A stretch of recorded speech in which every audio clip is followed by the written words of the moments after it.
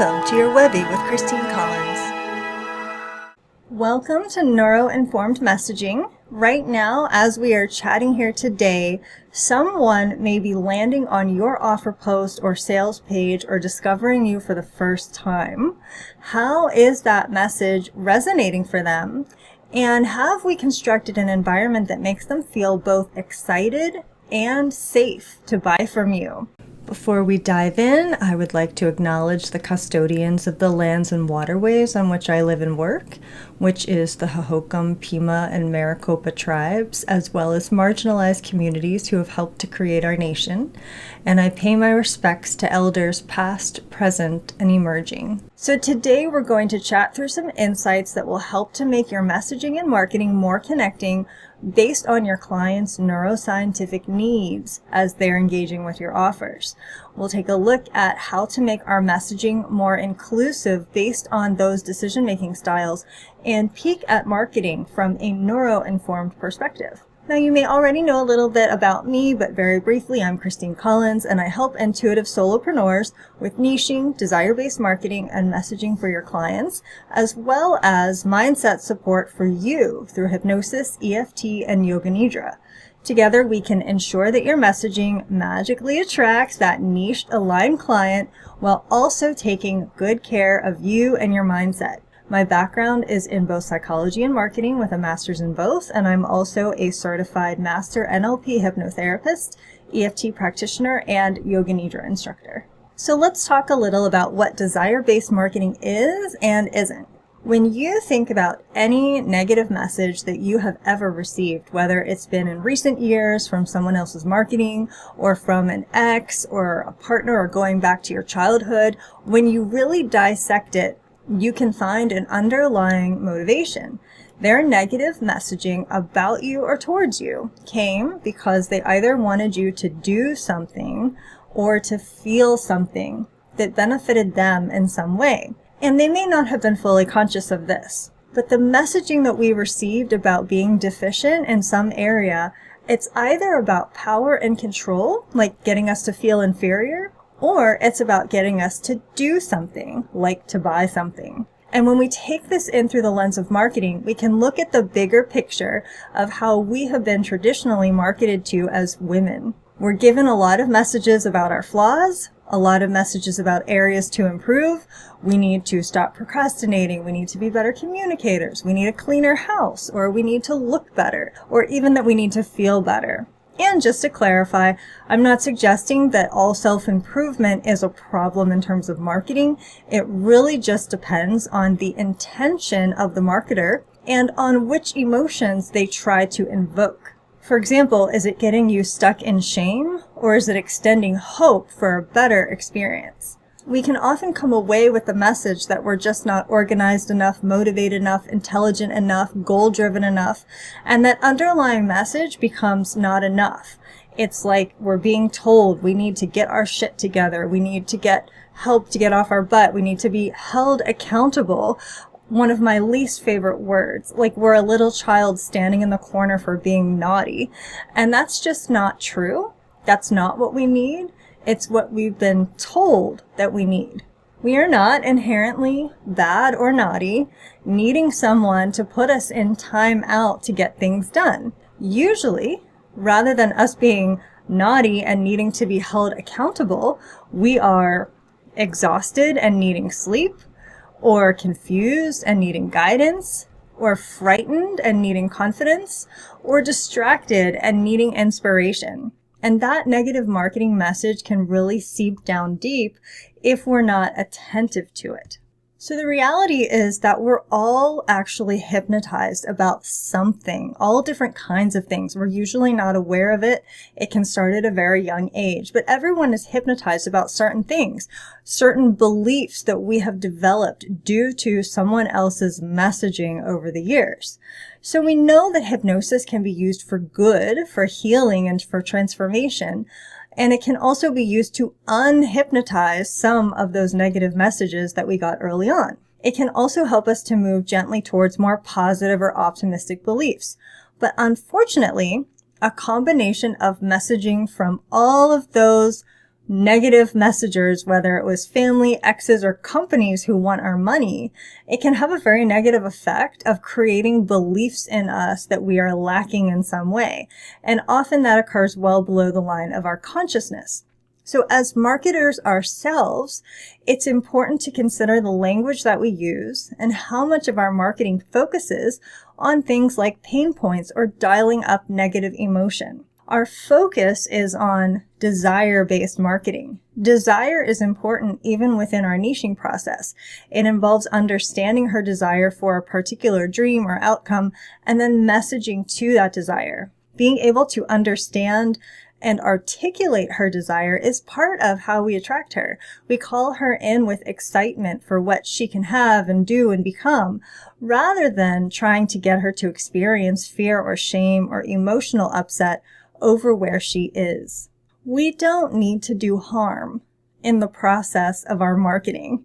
So I would just like to open us off by saying, we don't do that here. We don't play that game here. In our world of desire-based marketing, we can compassionately acknowledge someone's struggle or challenge and be empathetic to their pain without using it to try to make a sale. So I'd just like to draw that distinction for us early on. There's a big difference between understanding and speaking to her challenges in an insightful way versus using it intentionally to dial up a negative emotion, getting her to feel so utterly crappy about her life that she feels the only way to escape that feeling is to buy something to fix it. The important thing here is that people really do remember how you make them feel, which will go a very long way with building a connected relationship over the long term. And that's with everyone who follows you, whether or not they ultimately become your clients. So our goal is to show our aligned client how she can expand her horizons and grow into something that feels really exciting and good to her, while honoring her needs in the sales and marketing process. Now, sometimes when we're scrolling, we'll see those ads that will pop up in our newsfeed that intentionally dial up pain and shame and discomfort, and they might come across as effective. I know I've clicked on a few myself at different times. But I invite you to consider this little bit of neuroscience. As a hypnotherapist, one of the key things we understand about the subconscious mind is that it does have difficulty with processing a negative or with processing the absence of something. So if I would say to you, whatever you do, don't think of a pink cloud.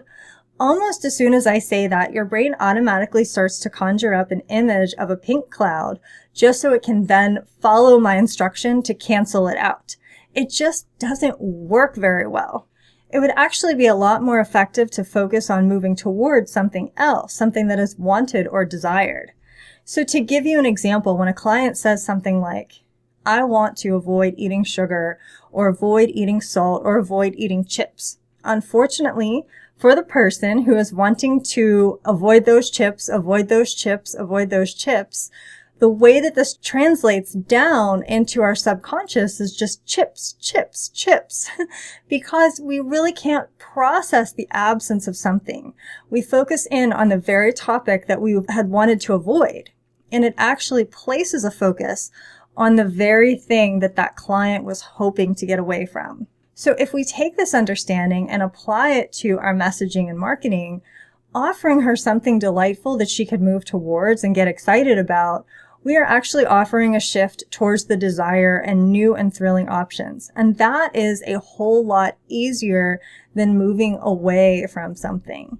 So when we speak about desire-based marketing, in contrast to pain point marketing, not only is that desire-based marketing a higher vibration and better for your client's well-being, it also happens to be more effective. The only reason that I personally could think of neuroscientifically for someone to point a big red arrow at avoiding the chips or avoiding a problem is to keep you stuck in the very thing that you are wanting to change or avoid.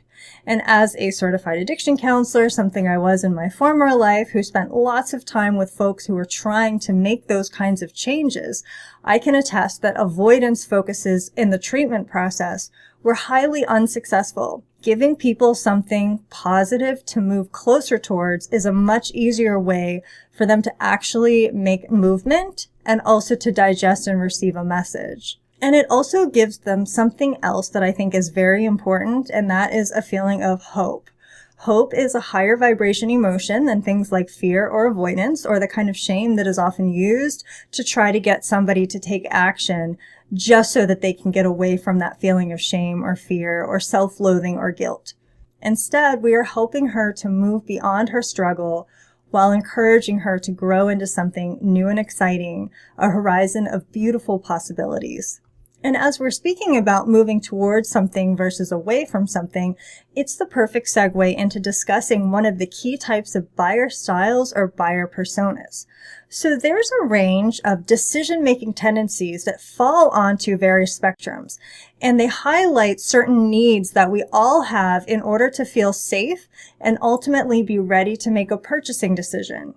And as we speak about each of these spectrums, it's important to note that one end of the spectrum is not any better or worse than the other. We're all just different, and that we may fall anywhere along that spectrum. It's not necessarily an all or nothing where we're all the way to the left or all the way to the right.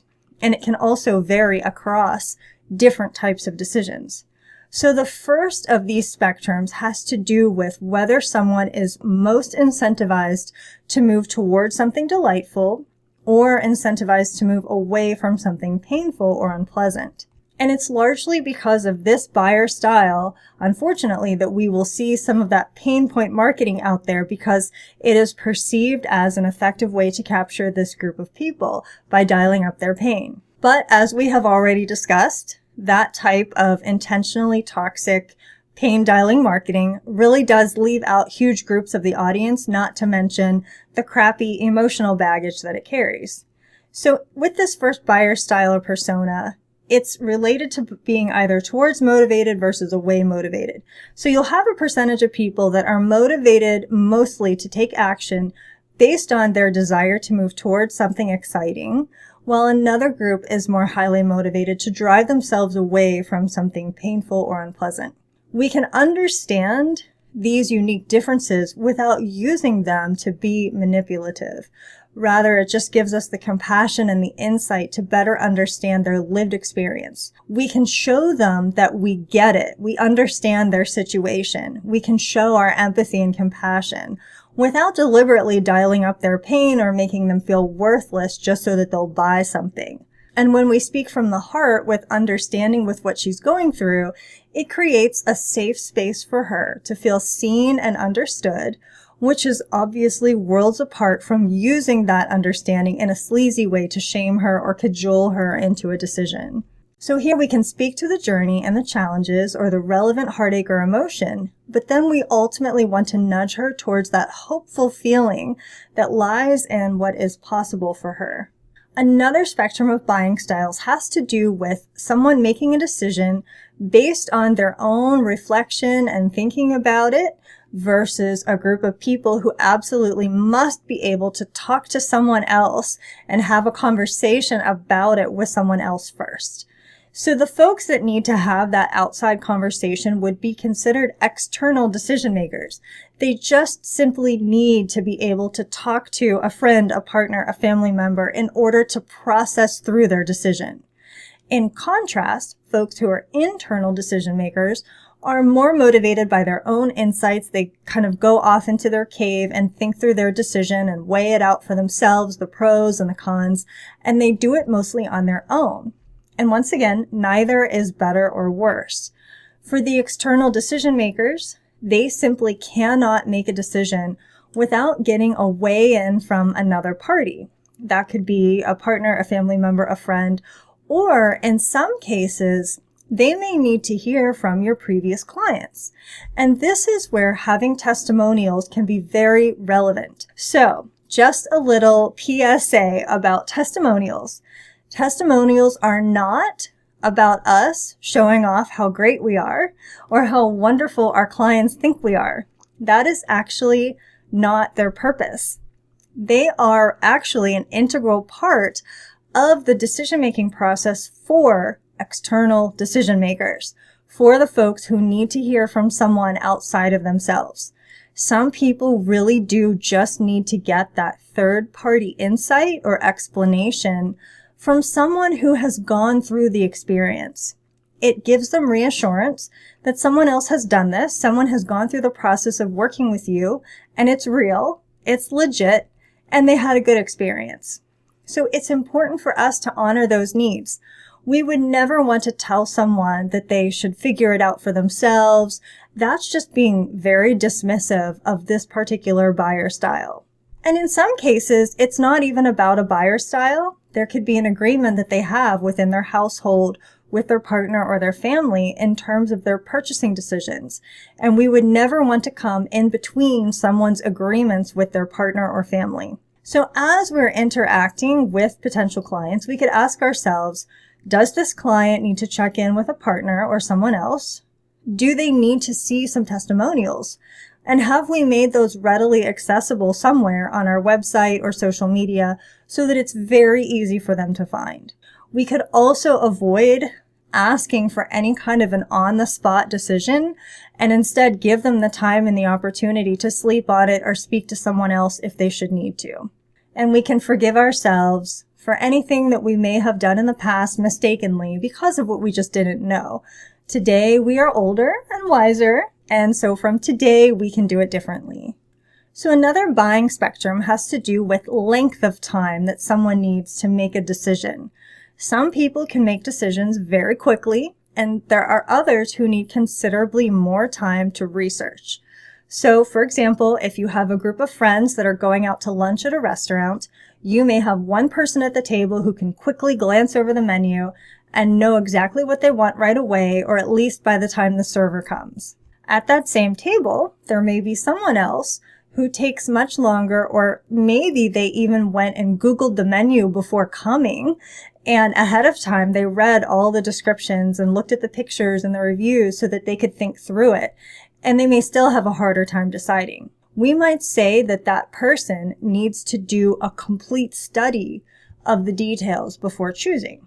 So understanding our clients' needs in terms of these purchasing decisions, it's a big part of our responsibility and efficacy as marketers. We never want to put someone in a position where we're pressurizing them to make a decision too quickly that will feel out of alignment because they didn't have enough time. So instead, we can adapt our sales process in a way that accommodates both types of buyers. So on the one hand, you don't want to slow down someone who is of a more spontaneous nature and they know what they want and they're ready to go. And at the same time, we also don't want to create a stressful, high-stakes environment for the person that needs more time. They need to do their research, they need to sleep on it, they need to think it over. And much of this is happening at a subconscious level. Not everyone is aware of their buyer style. I certainly didn't know of these differences myself early on. In fact, I had kind of a funny experience several years ago, a little story that I'll share with you. So this is back from when I was first combining households with my husband, and we were moving from having like all of his old furniture plus all of my old furniture, and we were now ready to finally buy our first couch together. Now, this was quite a few years ago, and it was before I had ever studied NLP or understood these buyer styles. So we had a 3-day sale that we needed to take advantage of for budgeting reasons. And the sale was like a Friday through Sunday. So going in, I actually was naive enough to believe that we were going to walk into that store on a Friday after work, pick out a great affordable couch, and be home in time for dinner that night. That's not what happened though. What actually happened is we went to the furniture store on Friday after work around 5 or 6 o'clock, and we looked at all kinds of options. We asked lots of questions, and the next thing we knew, the store was closing. It was like 10 o'clock at night. So we were there for a solid 5 hours or so, and they had actually already locked the doors, so they had to go and unlock the doors to let us out. and we still had not come to a decision. Now, what I didn't yet understand at that time is that my husband was just not the type of buyer who is ever going to be able to walk into and out of a store with a purchase like that in just a couple of hours. So we went back again the next day, and this time we started a little bit earlier in the day so that we'd have more time. But again, we closed them out at 10 o'clock at night, and again they had to go and unlock the doors to let us out. And we were still without a couch. I will tell you the story does end happily, because on the third day, we went back. Again, we spent a long time, but this time we did end up with the couch and we did end up getting the sale. It just all took much longer than I had ever anticipated, which taught me a very valuable lesson about understanding and respecting the differences between two people's different buyer styles. The reality is that some buyers can look at a thing and say, I like this, it fits in my budget, let's do it. And there are others who need to go home, they need to look at other options, they need to read the reviews, they need to weigh out the possibilities, and most of all, they need time. Time to sit with the decision and the details, time to think it over. So our responsibility as marketers is to be respectful of those differences, and also to ensure that our sales process supports the differences.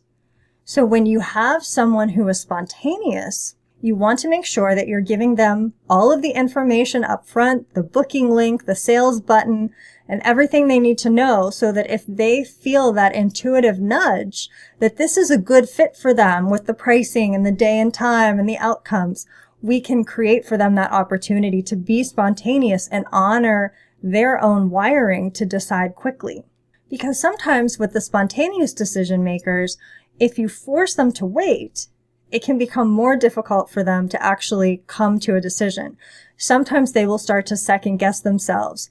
As more and more time ticks past, they start to second guess the initial nudge that they got, and they end up feeling more confused, and they may end up making a poorer choice for themselves because they weren't able to jump in when they felt ready. I've had those experiences myself of feeling like something was good and it felt right and I was ready, and for one reason or another I held back. Maybe I thought I was being too impulsive. Maybe there was something in the process itself that slowed me down.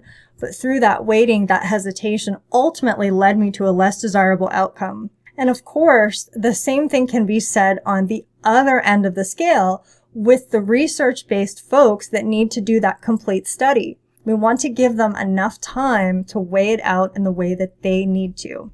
And during that time, while you're giving them the opportunity to reflect on it, you can continue to offer interaction through your content. You can allow them to know, hey, I'm here, I can answer questions, and offer any additional details along the way that could be relevant for them to include in their research. So when we're thinking about incentives or offers and special deals, we can make sure that we're honoring those differences to our best ability. That might mean rethinking common marketing tendencies to offer like a 24-hour window or even a 48-hour window, which can make it really hard for the person who is the complete study and needs to research and think through it. And also, an overly tight time frame is an issue for the people that need time to read testimonials or chat to a partner. Those kinds of things may need to happen for them like over a weekend, for example. And for the spontaneous folks, if we talk about something and then don't allow them to purchase right away, or if your sales process is really hard to get through, it's like long and tedious, the button is hard to find, or they have to scroll and scroll for an eternity on a website just to get to the checkout button, they may just give up and leave because they wanted to be able to do it right then in the moment when they were ready. So it's helpful if we can have arrangements that really work well for both types of people. And doing that, we can be inclusive of everybody and not leave out the poor guy who just needed that extra time to decide about their couch. Now, another interesting buyer style has to do with how much and which types of information a person needs to make their purchasing decision. And that can range from having a big picture or bird's eye view of the goal versus having access to all the little details, the logistical pieces, the where, the when, on what platform, at what time.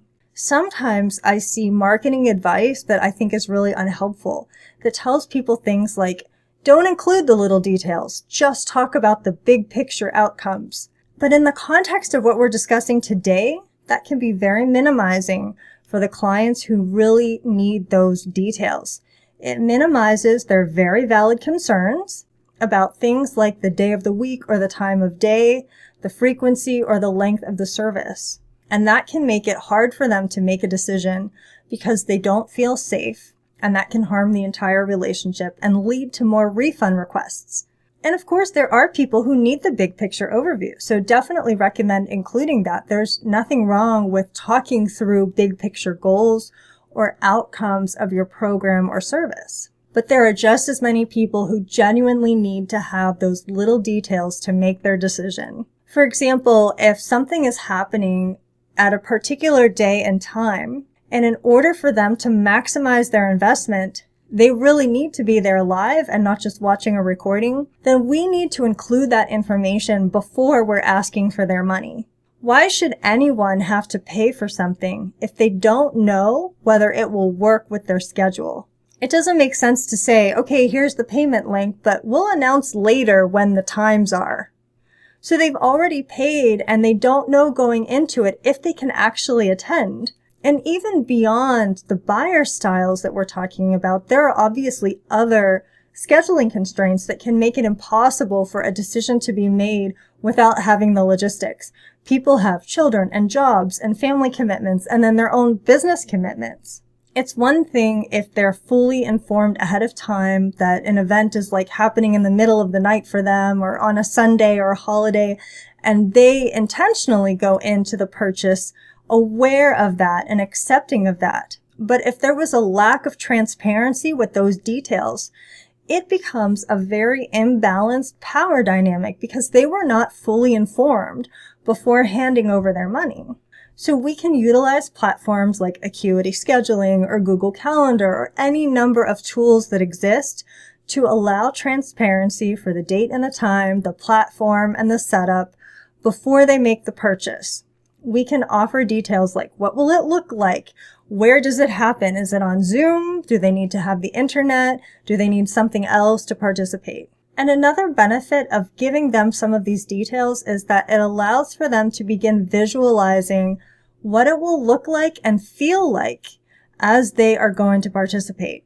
We know that the act of visualizing helps to create our future reality. The more we can step into that visualization with all of the sensory details and the logistical details, the more likely they may actually be to make that a reality for them and to buy because they've been able to visualize themselves doing it and it feels good to them.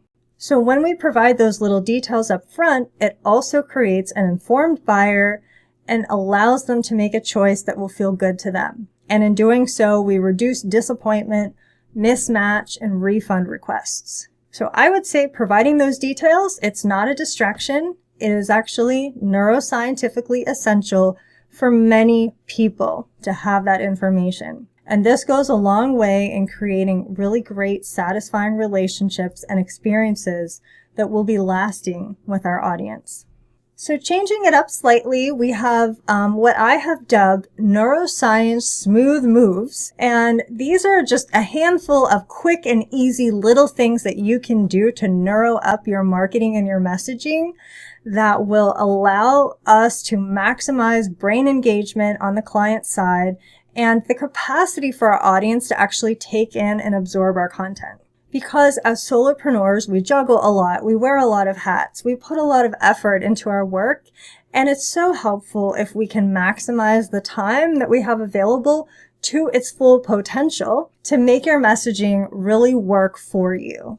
So the first one here is that from a neuroscience perspective, we have about 20 seconds to make something relevant from their very first glance on a post or a blog to where it is relevant to them.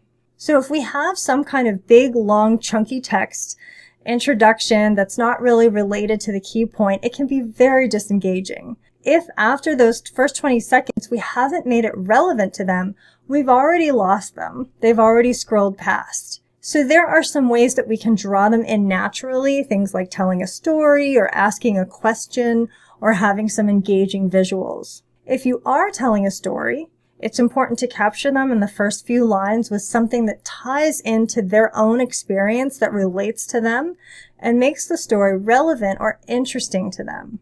And then they're more likely to keep reading on even if it's a longer post.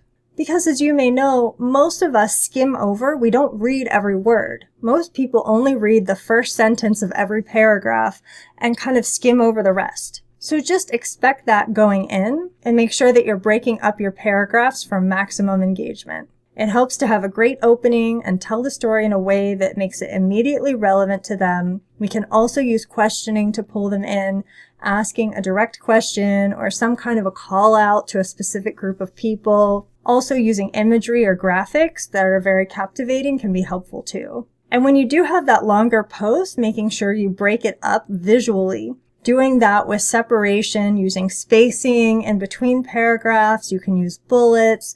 You can use some emojis. You obviously don't want to overdo those things. But to some extent, breaking things up visually can make a big difference in helping them to follow along and digest it. So that first 20 seconds, we need to grab their attention and make the post or content relevant right away. Number 2, this one is related to how much time you have to deliver your key point before you lose your audience, and that time is 15 to 20 minutes. Humans just aren't capable of taking in material for longer than 20 minutes at a stretch. In the teaching world, we used to call it a brain break. We needed to take a brain break. So what happens is that after 15 or 20 minutes, they will just start to tune out with or without your permission. Their brain will just tune them out automatically. They're not doing it on purpose. It has nothing to do with how interesting you are as a speaker or a writer. It's just neuroscience. It's not realistic for someone to sit still for 90 minutes and listen without taking a break. Otherwise, they're just going to tune right out. So if you have a lot of material, like you're running a longer webinar or training, breaking it up into smaller segments, using little topic switches or pace switching or content change can be very helpful. And ideally, each of those little segments is under 15 minutes. But even better, if you can have a nice, sweet little 5 to 10 minute chunk of things, that's even more engaging. Brain breaks allow the brain to wake up out of its stupor, either by fully stopping or by making a change in your pace or tone or content. You could tell a joke. You could do something unexpected. You could switch gears and talk about something different. You can ask questions and get them involved, or you can have an activity for them. But these little brain breaks help your listener to actually take in the material better. So 15 minutes and then brain break. Otherwise, they'll miss the stuff that you hoped they would hear. So number 3, after teaching them something new or delivering new content, we have 24 hours to make it relevant to their life so that that new material sticks. Otherwise, the mind will just archive it and dump it back out unless it has been made applicable to their life in some way. So we need to find a direct application for that content within 24 hours. The easiest way to do that is to give them a takeaway action item. And because it needs to happen in 24 hours, I highly recommend that it be something really fast, really easy, like 2 minutes, something they can do instantly. You could have them write something down or put something in their calendar to revisit it later, or ask them a question to answer. But ideally, it's something really simple. They can do it in 2 minutes or less and directly apply that new material to their life. And our last little piece here for neuro-informed messaging is around learning styles and how they affect your client's ability to interact with your messaging and marketing. There are 3 overarching categories for learning: visual, auditory, and kinesthetic. So when you're providing content, whether that's a post, a course, a training, or everyday content, it's helpful if you can engage all 3. Research shows that around 65% of the population are visual learners.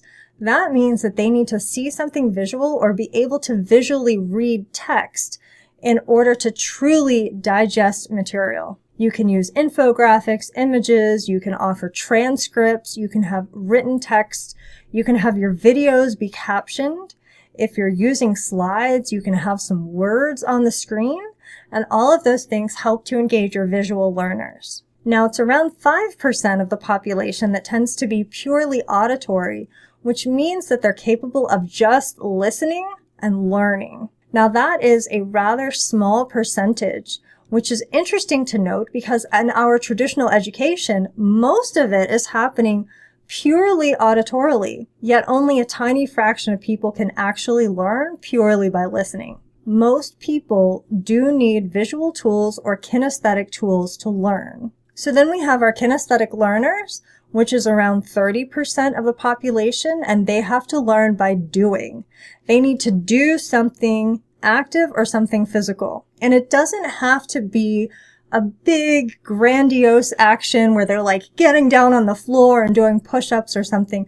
They could actually just write down the answer to a question if they have a workbook or a worksheet. Kinesthetic learners are often our note takers because the act of writing down key words that they're hearing can help reinforce what they're learning. So when your content supports all three styles, you've got a blend of some visual tools like words on the slide, you have some auditory tools like you're speaking on video or audio, and then something kinesthetic, a physical takeaway or action item. That could be a worksheet or a workbook, maybe something they can write down or something that they can do.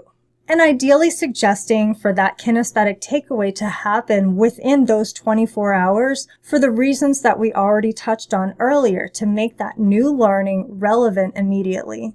So all of this is to help us practice more neuro-inclusivity in our marketing, and just understanding these neuroscientific differences can create more engaging and inclusive content. It's doing small, easy, effective things consistently with your authentic message. Because there are also buyer styles that are related to consistency, and that is how frequently and for how long they need to interact with you and with your content in order to feel safe buying from you, that kind of trust building that happens over time. I think consistency gets misunderstood because it's not about doing something every day or every week. Just as an example, I only do my newsletter once a month, but for the most part, I do it consistently once a month. And I chose monthly as opposed to weekly or something else because that is what I was able to manage consistently. It's more important that you're consistent than that you're frequent. So it's not about doing 3 posts on Facebook every day or hyperactively sharing in 5 different Facebook groups every single day of the week and then completely disappearing for 6 months because you burnt yourself out. It's really just showing up regularly in front of your audience and engaging them with your message and having a relationship with them.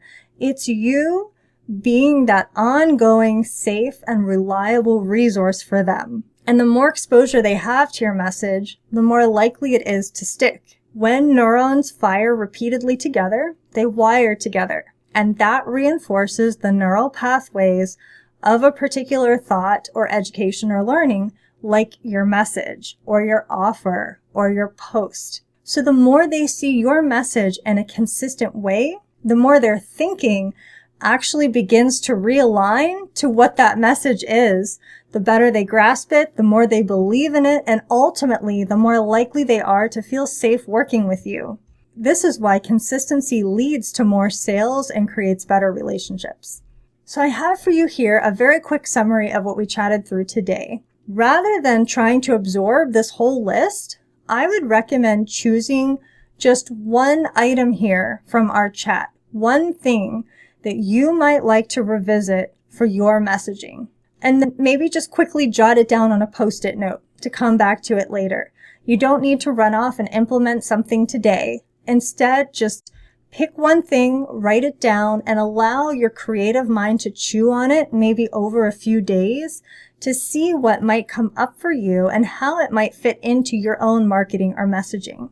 So we have speaking to what she can move towards with that focus on her desire, acknowledging the struggle, but marketing to the desire and the vibration of hope, giving someone an opportunity to speak to their partner or family if needed, or offering them testimonials to review for those external decision makers. Ensuring your marketing allows time for decisions and not using those little tight 24-hour windows for sales process or specials. offering the big picture and the little details for your offers. So talking about the purpose and the outcome, but also giving them upfront the day and the time. Aiming to catch their attention within those first 20 seconds with a question or a story. Not letting your content spill over longer than 20 minutes without a break. Offering an easy takeaway item they can do within 24 hours to kind of cement in that new learning, and ideally something simple enough that they can do very quickly. Offering a combination of visual, auditory, and kinesthetic tools. Perhaps it's a slide with text on it, or getting your videos captioned, or offering a workbook or takeaway. And finally, being inclusive and being consistent, however that fits into your capacity to do so. Knowing that being consistent and spread out is better than being frequent but really sporadic and random. So just do your best with all of it. Now today we talked through some really clever ways to captivate your niche client in a more neuro-informed way. And we can take that a step further when we deeply understand who we are messaging to and what she needs to hear from us. So it really helps to understand your niche and to speak to her lived experience, knowing where she is in that client journey towards you and what sort of content will really engage her there. So if you would like to go to the next level and get even more specific messaging and content help, as well as mindset support, I have a really fun self-paced program called Magic in Creation, which is designed for intuitive solopreneurs. We dive into crafting your content in ways that are juicy and effective and sustainable for you. We'll tap into our intuition for the marketing strategy, while also forming plans that are incredibly practical and very easy to implement. We get into some of the tangible tools like SEO for your website and your blogs, getting a lot more clarity on your niche and how to write to her in ways that she can hear you, and you get an array of mindset tools. So since I'm a hypnotherapist and EFT practitioner, I've bundled in a gorgeous hypnosis audio that was crafted just for this program, as well as some EFT tapping videos to support you along your path. I've really taken everything I offer and married it together into this magical little bundle of 7 bite-sized lessons, and it is self-paced so that you are never behind. You can do it at your leisure. And I just want to say how much I appreciate you coming along today for this journey. It's been really, really fun for me. I hope that you've gained some valuable insights that you can put to good use right away. And whether or not our adventure together continues beyond today, I have genuinely enjoyed spending this time with you, and I wish you a totally magical and creative rest of your day. Thanks for listening. This is Christine Collins at transformcreate.com.